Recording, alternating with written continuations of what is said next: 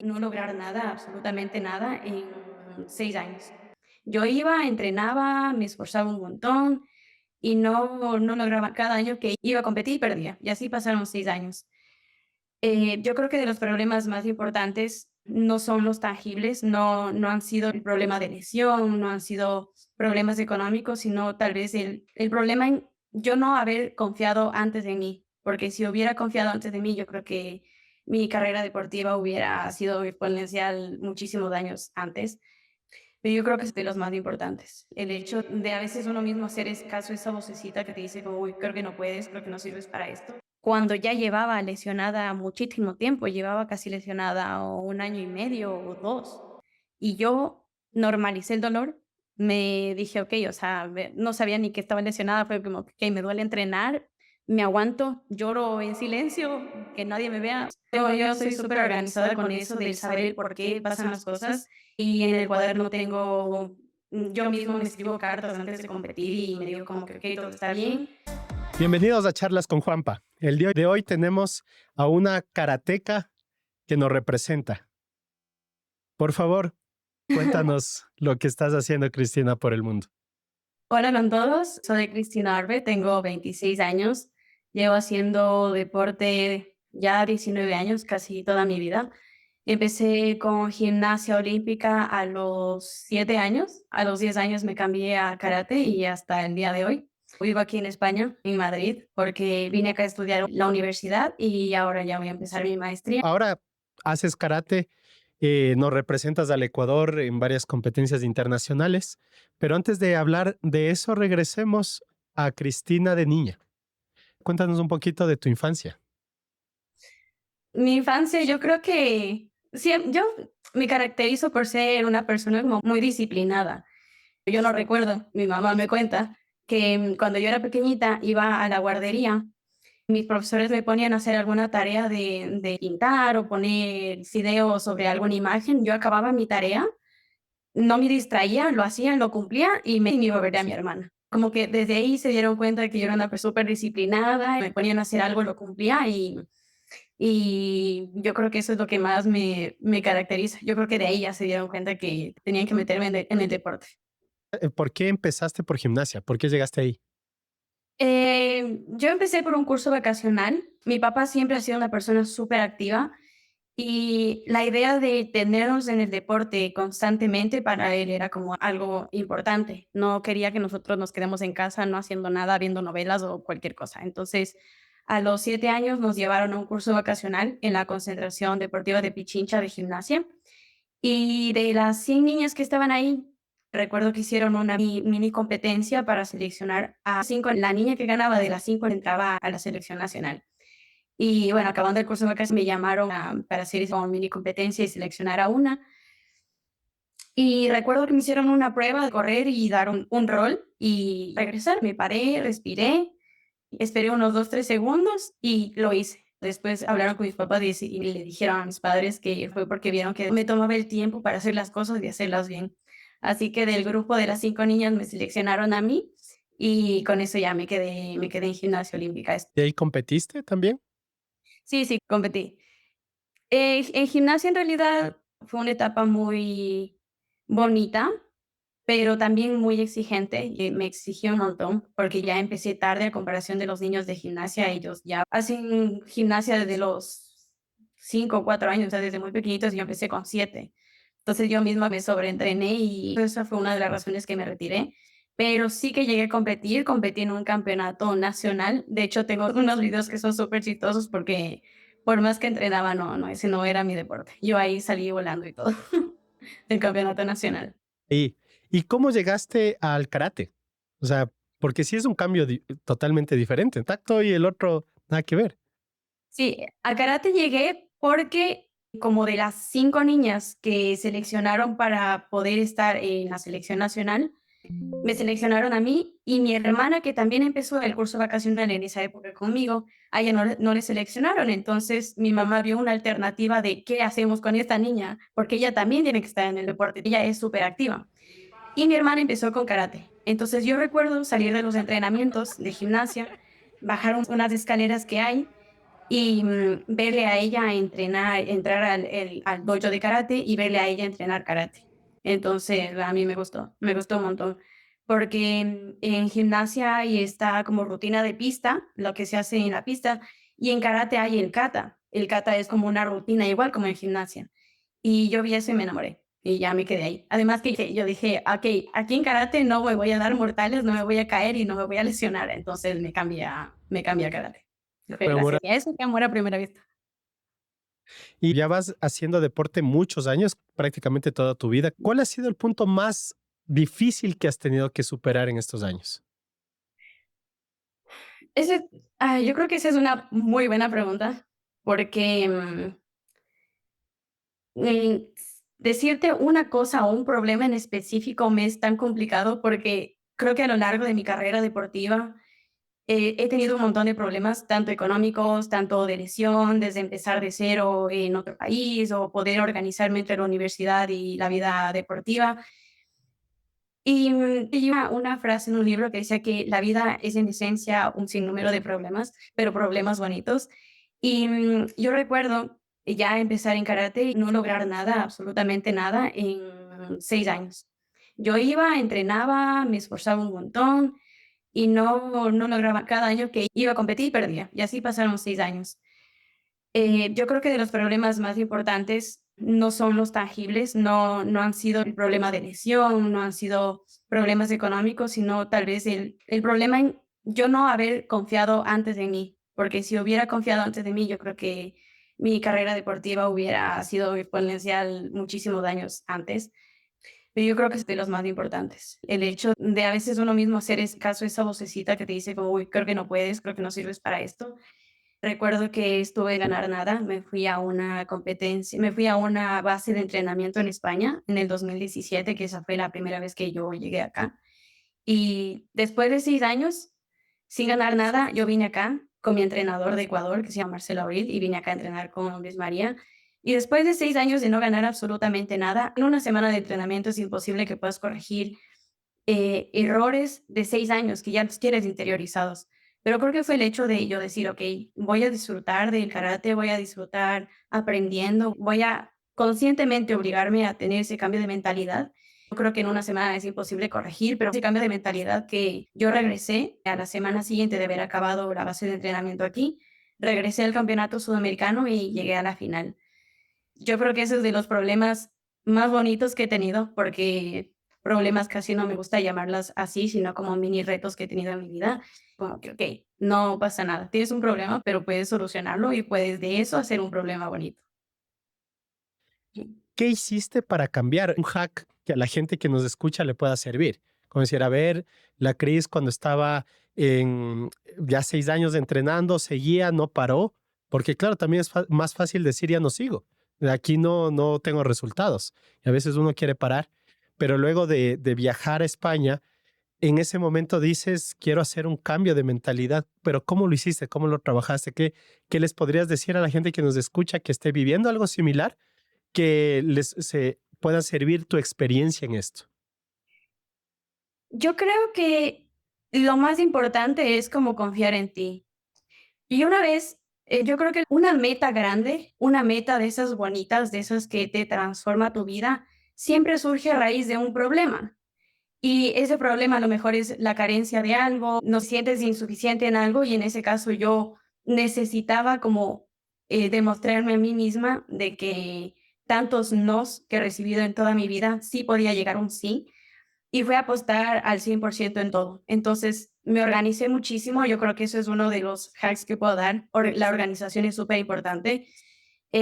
A raíz de eso empecé en un cuadernito a escribir absolutamente todo. Desde el 2017 tengo un cuaderno donde escribo todo, de todos los entrenamientos, cada cosita que tenía que corregir, porque no es lo mismo ir a entrenar o no es lo mismo intentar generar un nuevo hábito cuando no lo haces tan conscientemente.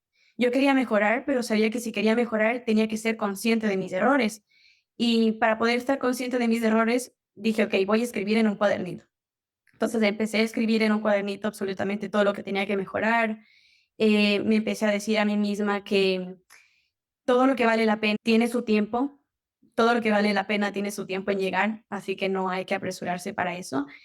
Y empezar desde ahí un plan a construir para llegar a esa meta. Entonces, en principio fue empezar a recuperar, empezar a mejorar todos esos errores que yo tenía en el karate, que tenía que mejorarlos en los entrenamientos, empecé a escribir ahí. Después sabía que para poder dar un pasito más, un salto más, tenía que salir del país a buscar como nuevas experiencias y otros puntos de vista del karate, así que fui con mi entrenador a otro país.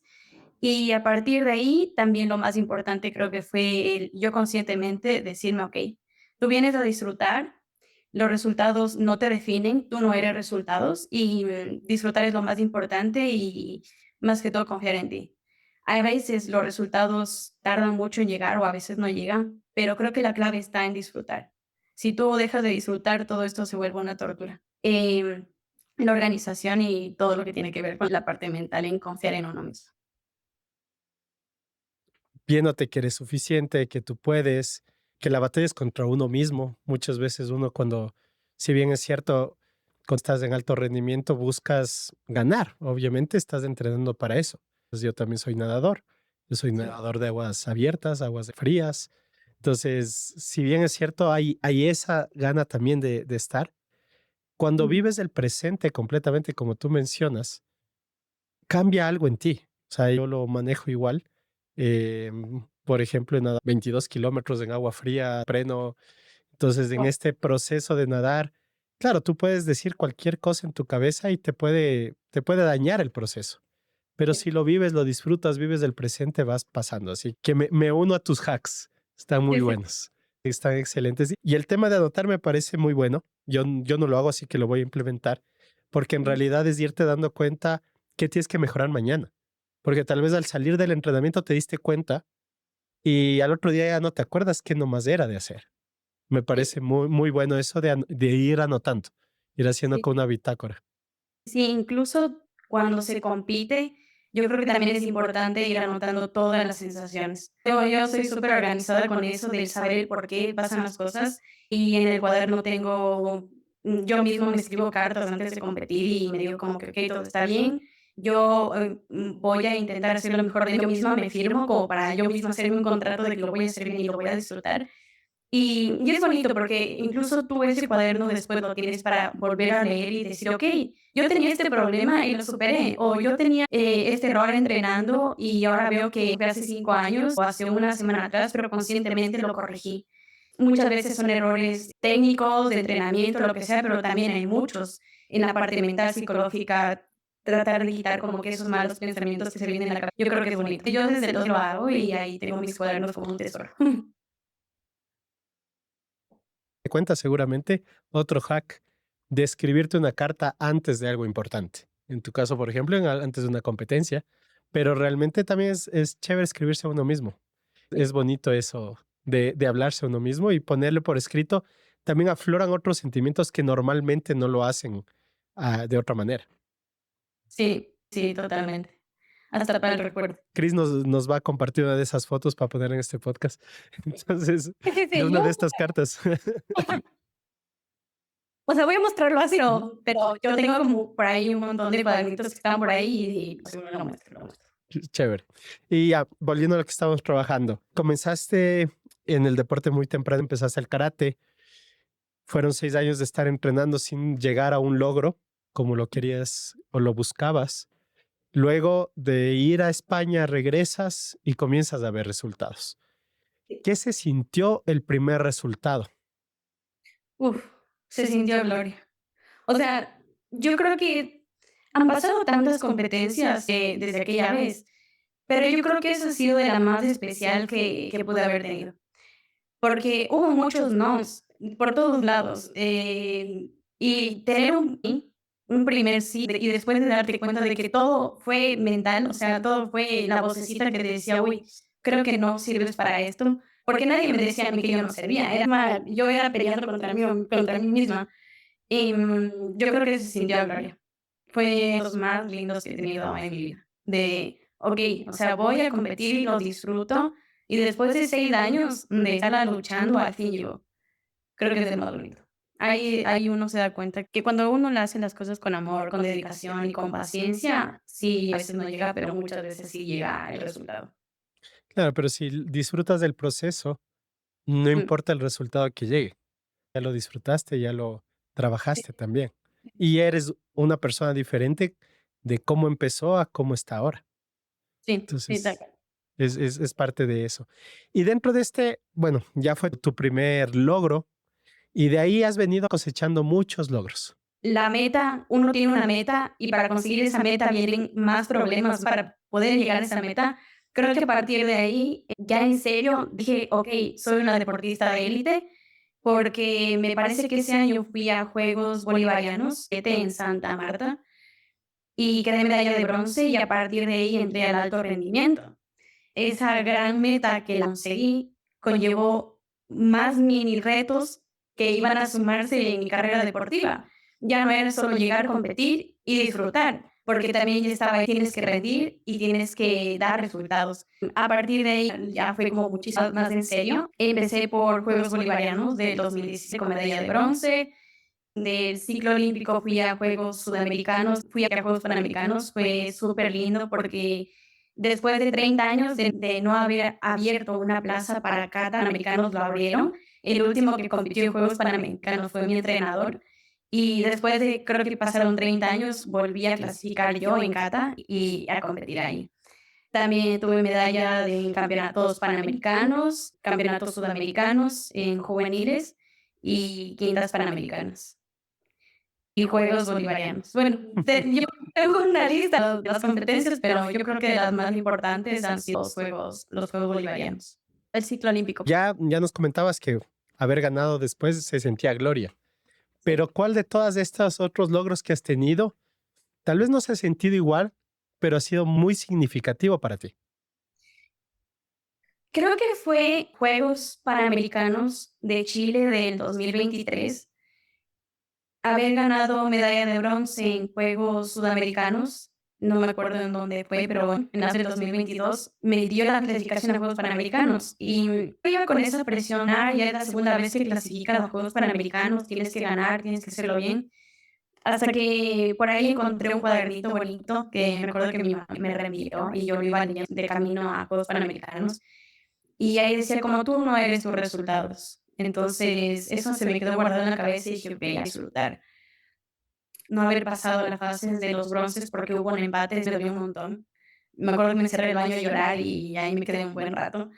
Pero de retrospectiva de lo que yo estaba en mis cuadernitos, me sirvió darme cuenta que el simple hecho de estar ahí ya era una ganadora. O sea, el simple hecho de haber clasificado, de haber representado a mi país y de haber dado todo y haber disfrutado todo el proceso, ya me sentía. Y no sé, es como una mezcla de sentimientos, algo bonito, pero también me viene el corazón así de no haber una medalla. Pero creo que eso es de los más significativos que he tenido, de los más bonitos que he tenido. Lindo. ¿Y cómo? Porque claro, al estar ya en alto rendimiento, como mencionaste hace un momento, también es tener resultados. Eso exige mucho. Eso es una presión muy grande. ¿Cómo lo has podido trabajar? Es un trabajo muy fuerte. Yo creo que he estado con un montón de psicólogos, porque yo creo que es importante.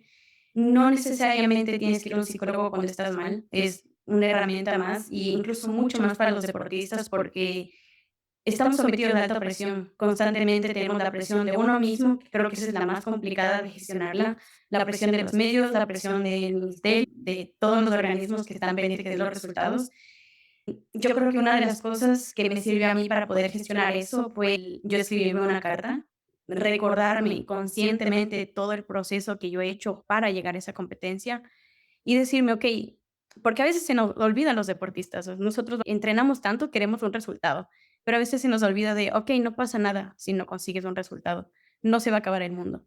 Entonces yo creo que la gestión de eso fue yo escribirme la cartita, que es lo que te conté antes, y yo misma me grabo yo también hablando.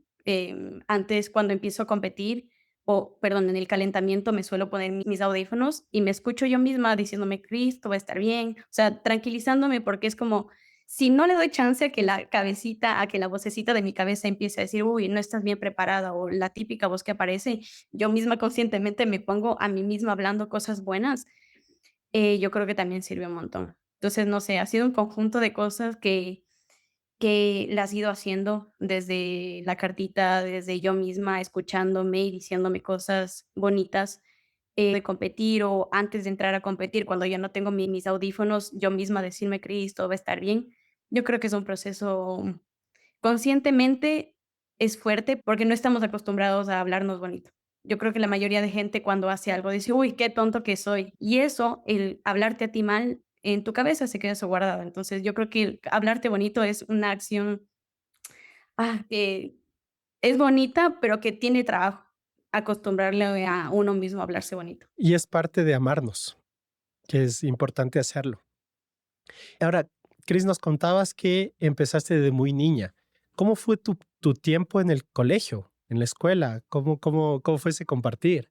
Fue, complicado, porque yo en la escuela fui escolta del colegio, pero yo sacaba una de las mejores notas de la escuela. En el colegio yo en mi cabeza siempre está como hacer bien las cosas y rendir, y recordarme disfrutar, lo aprendí ya muy tarde, yo creo que lo aprendí. En la escuela tenía muchas veces, o en el colegio, que me decían mis compañeros como: "Oh, vente después del vamos a ir a comer algo, vamos a ir al cine", o lo que sea. Yo decía: "No, es que tengo que ir a entrenar". Y no me daba tiempo ni siquiera de llegar a mi casa a comer. Bueno, que mi mamá siempre estaba ahí para apoyarnos. Nos llevaba salíamos del colegio, ella nos iba a retirar del colegio, nos ponía como tupper en un nos ponía ahí la comida, y el trayecto del colegio al entrenamiento, a la concentración deportiva de Pichincha, que es donde yo entrenaba, eran unos 40 minutos o así, nos daba tiempo para comer y hacer algo de los deberes. Entonces, siempre yo creo que el compaginar bien tu deporte con tus estudios, que es súper importante estudiar, siempre ha sido, creo que, de lo más complicado, porque implica rechazar otras cosas. Implica rechazar, no darle tanta prioridad a la vida social, que es súper importante darle prioridad, pero a lo mejor quitarle horas de ver a mis amigos porque necesito entrenar. Sí, fue complicado hacerlo. Recuerdo que mi viaje de fin de año del colegio me hicieron elegir mi mamá, como ella me pagaba en los viajes para ir a competir, me hizo elegir entre de viaje con mis compañeros de fin de grado para despedirme del cole y ya pasar a la universidad o ir a competir. Y claro, yo dije: "Me voy a competir". Entonces, no, yo recuerdo mucho, tengo muy buenos amigos y ellos siempre fueron conscientes de que yo tenía una vida de deportista, que tenía que entrenar. Entonces, ellos siempre estuvieron ahí apoyándome y a día de hoy siempre están pendientes de eso. Yo no pude compartir mucho tiempo con ellos fuera del cole, porque fuera del cole entrenaba, pero bueno, yo creo que tú quieres conseguir algo, eso es lo que tienes que hacer. Claro, es parte de los sacrificios que uno los llama sacrificios, pero en realidad es parte de. Yo también, yo nadaba de adolescente, entrenaba también y te pierdes muchas cosas. Pero en cambio lo que ganas al nadar o en tu caso hacer karate o en cualquier deportista, cualquier artista en general, no necesariamente puede ser deporte, creo que también lo que ganas no lo consigues de otra forma. O sea, es la única manera de trabajarlo. Y como tú mencionabas, al regresar a ver, uno está satisfecho con lo que ha vivido, con lo que hizo, con las decisiones que tomó, porque no eres quien eres ahora si no hubieras tomado todas esas decisiones en el pasado. Entonces, creo que es algo que todos lo tenemos que vivir en realidad. Cuando entramos a este submundo, es otra realidad, pero qué chévere. Y claro, de aquí comentas que te fuiste ya a vivir a España. Bueno, tienes la bendición de que estás con tu familia y que y ya estudié a la universidad allá. ¿Cómo fue este cambio? Uy, fue ese fue otro dilema, porque yo me fui en el primer vuelo comercial que hubo durante la pandemia. Implicó no despedirme de nadie, no poder abrazar a mi familia y no saber cuándo regresar, porque yo me iba a estudiar, pero no tenía una fecha de regreso a Ecuador, más que todo por cómo está la situación que en el COVID fue fuerte. Fue llegar acá en la maleta, venir aquí con el miedo del COVID, de empezar de cero una carrera, porque yo en Ecuador estudiaba arquitectura y para venir acá me cambié a publicidad. Y fue complicado al inicio porque uno siempre extraña a sus amigos, uno siempre extraña a la familia, y eso que yo tengo la bendición de tener aquí a mi familia, pero nuestra familia siempre ha sido muy unida con mis tíos, con mi papá, entonces siempre se extraña eso un montón. Pero tuve la suerte de encontrar aquí un buen entrenador, un buen dojo de karate donde me recibieron bien. Fue duro porque, claro, venir en pandemia, extrañar a toda la familia, empezar desde cero siempre cuesta, pero bueno, con la universidad, fueron 4 años de carrera publicitaria, hice publicidad, y también hubo ahí más dilemas de poder compaginar bien los estudios con las competencias, de poder viajar, el presentar los trabajos. También tenía problemas económicos de no poder, tal vez, ahorrar el suficiente dinero para poder ir a competir a eventos que no me cubrían, y daba clases de karate a niños, entonces fue un ir a entrenar, ir a la universidad, salir de la universidad, ir a dar clases de karate, regresar a casa, hacer los trabajos. Yo me organizaba mis días como cada media hora para poder llegar con todo, y fue duro. La necesidad de poder salir adelante, de sacar buenos resultados, de intentar disfrutar, creo que me olvidé de disfrutar. Fue: "Okey, voy a sacar buenas notas", porque tenía una beca como deportista de élite y tenía que sacar buenas notas. Entonces, yo creo que ese primer año se me olvidó por completo el disfrutar y fue como: "Cris es una máquina de rendir y no puede salir de casa". Los primeros años fueron muy difíciles. Comentaste en algún momento que luego de muchos años aprendiste que había que disfrutar también. ¿Cómo fue? ¿Cuándo te diste cuenta de esa parte? Fue justo, a los 2 primeros años de universidad. O sea, yo creo que ese año donde me medía por cada media hora para llegar, tenía media hora, creo que tengo una foto que ya les mostraré cómo me organizaba. Y llegué a un punto donde dije: "No puedo comer, o sea, estoy comiendo de más porque me da mucha hambre, pero además tengo mucho sueño y además estoy muy cansada", y dormía poquito, me despertaba, claro, acababa de entrenar a las 10, 9:30, 10, hasta llegar a mi casa, hasta comer eran las 11 de la noche, y me quedaba haciendo trabajos de la universidad hasta las 2, 3 de la mañana y despertarme a nuevamente las 5:30, 6 de la mañana para ir a desayunar. Me acuerdo que, llegué acá y me choqué del carro, entonces me tocaba ir a la universidad en bus y en el bus tardaba 2 horas. Y llegó un punto donde yo dije: "Okey, en todo ese calendario de organización no hay espacio para una crisis de disfrutar".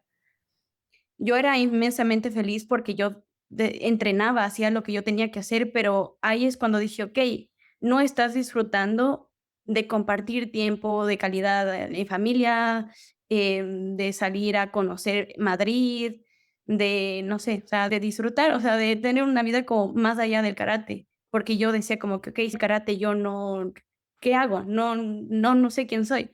Y a partir de ahí fue: "Okey, voy a reestructurar mi vida, voy a dar prioridad al disfrute".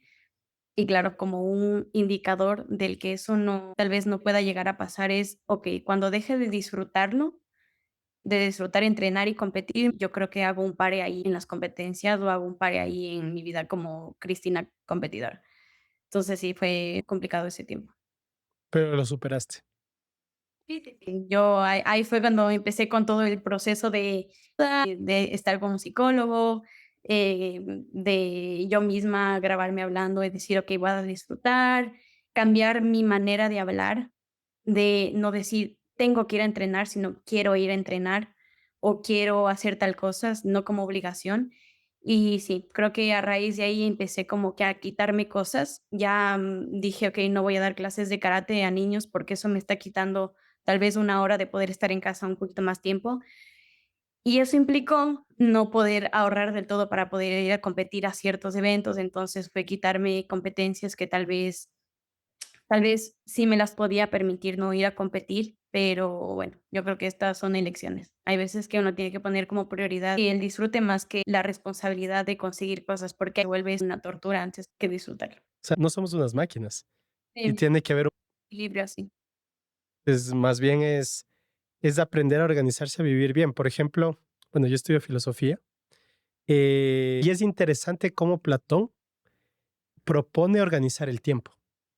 Mm, Platón dice que el día debería organizarse en 4 bloques de 6 horas. El primero es para todo lo que es aseo, deporte y demás, o sea, para cuidado personal. El segundo es para dormir. Para Platón solo deberíamos dormir 6 horas. El tercero es para trabajar, para generar recursos. trabajar solo 6 horas. Y el cuarto es los divinos ocios, como los llama Platón. Deberíamos dedicarla para los divinos ocios. Parte de los divinos, como lo plantea Platón, es las 9 musas, por ejemplo, en donde está el arte, está la filosofía, están muchas otras cosas que los hemos dejado de paso, que en realidad es parte de lo que te decía, es vivir. Entonces es muy interesante cómo tú manejas estructuras de tiempo, cómo cambiaría si lo hicieras como dice Platón, por ejemplo, es cambiar totalmente el chip y que en realidad te puedes organizar para hacerlo todo bien. Porque Sí, si nosotros, em, claro, por ejemplo, acá en Ecuador la jornada laboral normalmente es de 8 horas, pero en realidad no es que las 8 horas trabajas a conciencia. ujú. Gran parte de este tiempo estás haciendo cualquier otra cosa. Quedando. Sí, no lo estás al 100%. Ya, 6 horas estás ahí, en cuerpo presente, pero tu mente y tu productividad no están al 100. están por ahí. Sí. Entonces, ese te dejo también un dato que es muy interesante vivirlo. Sí. Estamos en este que nos cuentas que has ido mejorando en todo aspecto. Ahora ya estás haciendo la maestría. ¿Cómo te va en este último peldaño académico de tu vida? Bueno, empiezo ya este viernes. Voy a hacer marketing deportivo en la escuela de Real Madrid. Estoy súper emocionada de empezar. A mí, yo creo que aprender es de las cosas que más me motiva y yo me inscribí en el máster. Y bueno, yo creo que a disfrutar. Justo ya voy con un cambio como de mentalidad de, okey, o sea, vengo a estudiar, pero también vengo a disfrutar de la universidad, de mis compañeros, del estudio. Cuando yo llegué acá no fue así, fue yo llego, doy resultados, doy exámenes, saco 10 y me voy. Y no, y ahora ya tengo ese cambio de mentalidad, de una madurez. Yo creo que eso con el tiempo vas aprendiendo, vas madurando. Bueno, sí es cierto que ya se viene la recta final de okey, ya acabé mis estudios universitarios, voy a hacer mi maestría, emocionada por empezar, organizándome bien claramente, que ahora, bueno, yo sí voy a poder organizar bien porque tengo mi maestría los viernes y los sábados, lo que quiere decir que entre semana sí puedo seguir con mis entrenamientos de karate y organizarme mejor con el tiempo para yo también poder tener un tiempo para mí y como un equilibrio ahí. Claro. Y está genial lo que cuentas, que vas a estudiar, va a ser muy útil para muchos deportistas que van a llegar a ti, en cambio, para Sí, que les ayudes en esa parte que creo que falta mucho. Creo que a nivel deportivo, la sí, parte de marketing, de cómo venderse como marca persona a los deportistas nos falta un montón. sí. Al menos acá en Ecuador creo que falta un montón eso y parte de ello es no poder conseguir los auspicios que uno necesita también para poder viajar a todas las competencias que uno necesitaría estar. Sí, totalmente. Yo creo que eso es de lo más importante. Y eso deberían hacer todos los deportistas, tener una buena marca personal, que eso te abre muchas puertas. A veces uno es deportista y uno tiene que entrenar, tiene que rendir y disfruta de eso, pero nadie te dice como, okey, también además de deportista tienes que volverte influencer. Yo me considero una persona introvertida, pero cuando entendí que justo por esa necesidad de, okey, si quiero viajar a competir necesito patrocinadores y para tener patrocinadores necesito tener unas redes sociales con bastantes seguidores y poder contar lo que hago, más allá de resultados, sino lo que es un deportista, lo que tiene que pasar un deportista para conseguir una medalla, yo creo que es importante eso tenerlo en cuenta, que te abre muchas puertas. Por ello, que vayas por ello y que puedas servir a mucha gente, que es un poco la idea. ¿Y cómo ves de aquí a Cristina en 10 años, en 20 años en lo deportivo? En lo deportivo, me veo ya con mucha más madurez competitiva. Mi meta es una medalla en Juegos Panamericanos, clasificarme a Juegos Panamericanos y quitarme como esas espinitas que tengo en campeonatos panamericanos. O me veo compaginando bien, mi carrera deportiva. Tal vez no sé si para de aquí a 10 años siga compitiendo o no. Yo creo que lo que hoy piensas, tal vez dentro de un año cambia totalmente, pero me veo en el deporte, me veo siguiendo karate, entrenando karate, aprendiendo, porque nunca se acaba de aprender, y compaginándolo bien con mi carrera como publicista o como en ese momento me va a ir compaginando bien las 2 cosas. Hermoso. Ahora cuéntanos, déjanos algún video, puede ser película, documental, libro, que quieras dejarnos a todos los que nos están escuchando. Uno que lo recomiendo un montón es el documental que está en Netflix de Simone Biles, de lo que regresa después de competir en París 2024, después de lo que se retiró y no compitió en Tokio. Yo creo que tiene muchas lecciones ahí porque hace prioridad al no siempre tienes que rendir, no siempre tienes que dar buenos resultados, aunque el mundo espere de ti. Cuando te descuidas a ti mismo, tienes que poner un alto, tienes que poner tus límites. Y claro, ahí en ese momento ella no creo que tenía una lesión, pero mentalmente no estaba conectada. Y eso le impidió a ella disfrutar. Y yo creo que, o sea, por eso fue lo que ella puso un pare y, okey, no voy a competir ahora, lo hago conscientemente, pero me esperan 4 años, regreso, compito y voy a ganar, voy a dar lo mejor de mí. Yo me siento ahí como lo vi hace mucho tiempo atrás, pero justo pensándolo, me vi justo cuando fue la época de las Olimpiadas. Este año tuve una lesión del labrum, de la cadera, que está en la cadera del derecho, y justo fue antes del campeonato panamericano que iba a ser en México. No pude ir a competir cuando ya llevaba lesionada muchísimo tiempo, llevaba casi lesionada o 1 año y medio o 2 y yo normalicé el dolor, me dije: "Okey", o sea, no sabía ni que estaba lesionada, fue como: "Okey, me duele entrenar, me aguanto, lloro en silencio, que nadie me vea", bueno, no, sí me veían llorar porque me dolía un montón. Me inyectaban para el dolor, para yo poder rendir así, y así competía y daba resultados. Pero ya llegó un punto en el justo este año que ya efectivamente me dijeron: "Sí, estás lesionada", porque a mí ya me dolía eso un montón de tiempo, y me tocó parar. En mi cabeza había esas como 2 vocecitas de: "Cris, ya has competido lesionada, ya has dado resultados lesionada". Y por otro lado estaba el: "Okey, ya has dado un montón, o sea, ya es un momento de que te des una pausa". Y bueno, elegí, dar prioridad a mi salud, poner un pare ahí, porque yo creo que eso es súper importante, más que todo que después de una lesión, psicológicamente eso también te acaba, porque vienes entrenando tal vez 1 año o muchísimo más tiempo para rendir o para una competencia, y que por una lesión no lo puedas, sí, yo creo que eso sí afecta.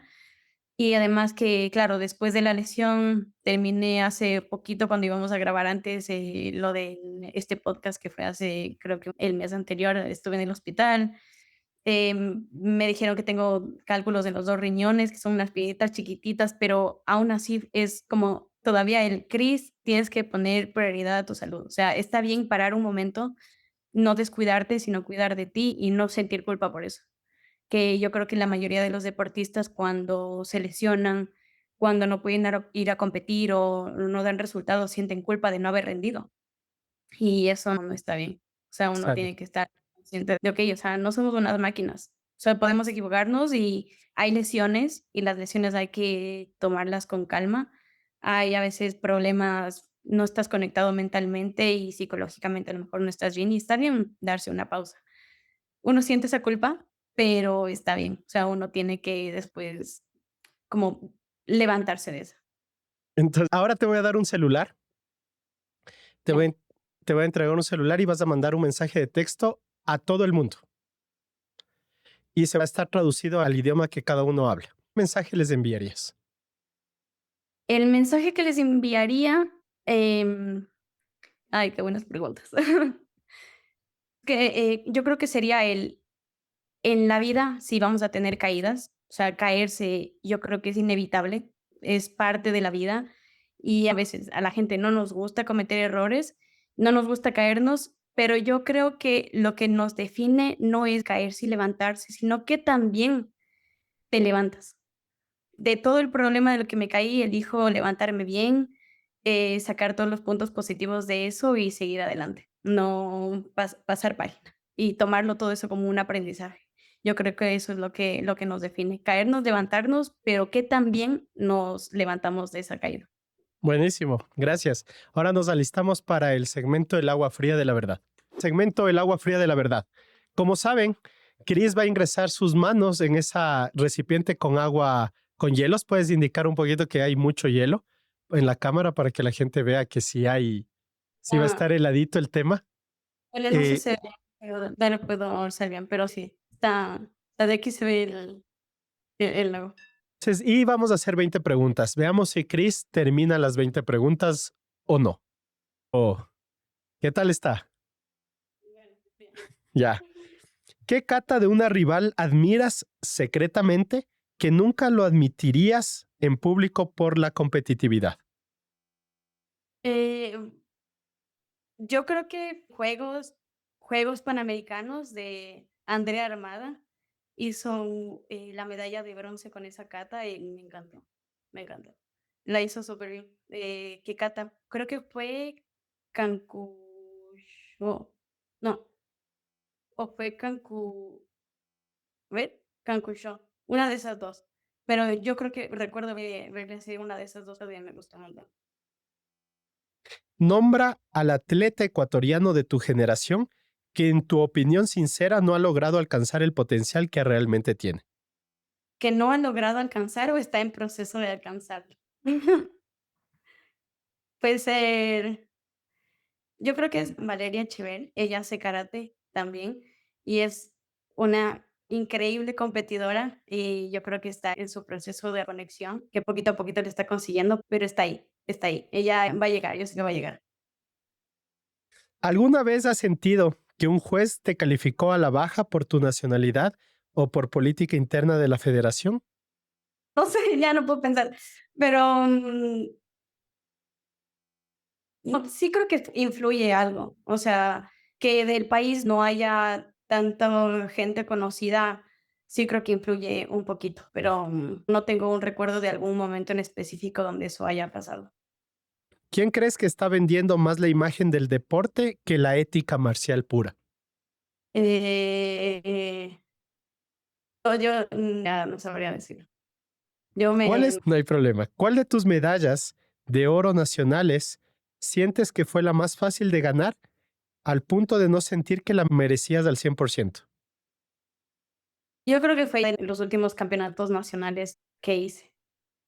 Que estaba justo en un plan de me voy a retirar porque me iba a ir a Alemania a entrenar, entonces yo creo que fue ahí, porque tampoco es que fui a dar mi 100% pero aún así como lo conseguí. Fue en las últimas, en el 2000, ¿Cómo van las manos? ahí, ahí. Ya la siento, ya No siento le que estoy saques, solo muévelas un poco. ya. ¿Cuál es el error mental más recurrente que sigue apareciendo en tu cabeza en el instante previo a entrar al tatami? Decir que no estoy lo suficientemente preparada. Eso siempre aparece y aunque haya hecho 10.000 horas de entrenamiento, creo que siempre va a decir: "Uy, creo que me faltó entrenar 20 horas más". Cuando la crítica interna te destruye después de una mala ejecución, ¿cuánto tiempo te permites flagelarte antes de aplicar la disciplina estoica del desapego? Estoy trabajando en eso, pero yo creo que ahora ya, es el momento de competir y al siguiente día tal vez me dura 1 hora y digo: que ya, no me voy a morir por haber hecho algo mal". Escribe la única emoción que no puedes controlar cuando la competencia está en juego. Y los nervios todavía me traicionan, pero lo estoy controlando. Por eso yo misma la vocecita esa que aparece de: "Uy, creo que tus rivales están más entrenados", o cosas así. Me pasa. Entonces, creo que con la voces con yo misma hablando, me ayuda a no pensar en eso. En el kumite tienes un oponente físico, pero Sí. en la kata, ¿quién es tu verdadero oponente mental en el centro del tatami? O creo que en el kata es la pelea contra uno mismo. Tienes que estar lo suficientemente concentrado, tienes que demostrar que aunque no haya nadie ahí, es una pelea real, es complicado. Y el confiar en que lo que tú vas a hacer va a estar bien, porque todo depende de tus resultados y de cómo lo hagas. Ya estamos en la 10, vamos a la mitad. ¿Seguimos o no seguimos? Sí, sí, sí. ¿Cuál es el peor consejo de coaching que has recibido y que por suerte decidiste ignorar? El tienes que rendir. Si la perfección de un kata es imposible, ¿cuál es el miedo más grande que te persigue durante los 90 segundos que dura tu ejecución? No desestabilizarme. Yo creo que se me quedó eso en la cabeza y que incluso a día de hoy como que esa palabra lo he quitado de mi vocabulario para no revivir, o sea, para no pensar en eso, porque dicen que cuando te dicen no pienses en un elefante, piensa en el El elefante. elefante. Ya estoy tartamudeando ya. El agua, el agua. ¿Cuál es el mayor sacrificio de tu vida personal que nadie conoce y que fue clave para ganar el oro sudamericano en Santa Cruz 2019? Qué bueno. Mm, creo que ya había salido del cole, creo que estaba estudiando, creo que aún en la universidad, pero fue el, okey, tengo tanta libertad que elijo conscientemente hacer las cosas bien, o sea, dormir las horas que tengo que dormir, alimentarme bien, ir a entrenar y quedarme en casa leyendo o repasando los errores que cometí en el entrenamiento, revisarlo para el siguiente día. Yo creo que fue eso. ¿Tenido que mentir sobre una lesión para poder competir o para ocultar una debilidad de entrenamiento? Sí, ¿Qué sí. harías si mañana el karate deja de ser un deporte de alto rendimiento y tuvieras que abandonar el programa nacional? Yo por eso estoy estudiando. Estoy invirtiendo en mi propia carrera profesional, porque como no somos olímpicos, pues tampoco es que estamos en el élite del deporte que da más presupuesto. ¿Cuál es el pensamiento más oscuro o de renuncia que has tenido mientras realizabas una rutina de kata en una competencia panamericana? El querer irme a una esquinita y llorar, el no poder manejar la presión que yo misma me puse, justamente por eso, de si no rindo, se acabó, no me van a pagar. Si la medalla es el resultado y el karate es tu propósito, ¿qué parte del proceso te resulta más difícil de aceptar y soltar? El resultado, no muchas veces se consigue el resultado que uno quiere. Así que yo creo que si el karate está ahí, es para disfrutarlo y ganar o eso como que ya, a ver, si se dio, se dio, si no, pues ya no pasa nada. Ya nos faltan 4, seguimos. ¿Qué estoy haciendo? ¿Qué te han enseñado las medallas sobre la diferencia entre ser excelente y ser invencible? A veces una medalla de oro no significa tanto como una medalla de bronce o no haber ganado nada.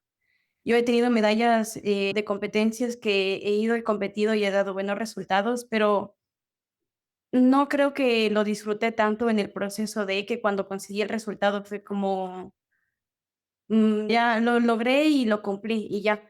Pero ha habido veces que no he dado resultados, pero el entrenamiento lo disfruté, la competencia lo disfruté y para mí fue como gloria. Así que creo que todo eso es relativo de tener medallas y el éxito. ¿Qué lección de vida fundamental que no tiene nada que ver con el deporte aprendiste mientras entrenabas en soledad? Aunque nadie te esté observando tus actos, lo que estás haciendo, uno siempre tiene que hacer las cosas correctas. A veces a mí nadie, no sé, no tengo quien me controle los entrenamientos porque tal vez entreno en la mañana, entreno por mi cuenta unas horas más y el que no me estén controlando, pero aún así decido hacer las cosas correctas, yo creo que de eso, tener firmes mis valores, de quién soy y qué es lo que está acorde a lo que Cristina es y sus valores. Sí, sí, ¿cuántos quedan? Todos.